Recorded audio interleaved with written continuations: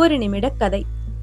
அந்த தேவாலயத்துக்கு பிரார்த்தனை செய்ய ஞாயிற்றுக்கிழமை வருகிறவர்களுக்கு புதிய போதகர் பெரும் தலைவலியாக இருந்தார். மணிக்கணக்கில் போதனைகள் சொல்லி எல்லோரையும் நெளிய வைத்தார். அரசல் புரசலாக இதை பலரும் அவர் காதுக்கு கொண்டு போனார்கள்.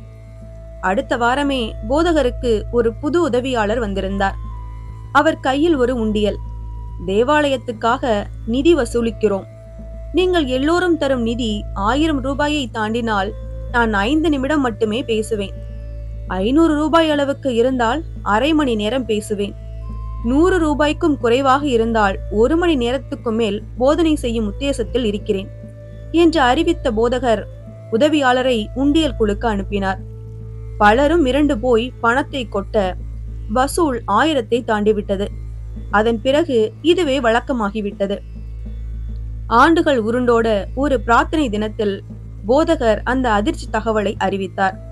தனக்கு வெளியூருக்கு டிரான்ஸ்பர் வந்திருப்பதை சொன்ன அவர், அடுத்த வாரமே நான் விடை பெறுவேன்.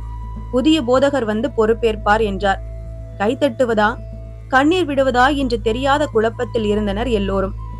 பிரார்த்தனை முடிந்து எல்லோரும் விடைபெறும் நேரத்தில் ஒரு மூதாட்டி கண்ணீரோடு போதகரை நெருங்கினார். தான் வெளியூர் போவதில் மூதாட்டிக்கு வருத்தம் என நினைத்த போதகர், கவலைப்படாதே அம்மா, புதிதாக வரப்போகும் போதகர் என்னை விட நல்லவர் என்றார். மூதாட்டி ஒரு ஏக்க பெருமூச்சை விட்டபடி சொன்னார், ஒவ்வொரு தடவையும் இப்படிதான் சொல்றாங்க, ஆனா நடக்கிறது வேற மாதிரி இருக்கே. பதவியால் ஆதாயம் அடைபவர்களுக்கு பெருமை கிடைக்காது.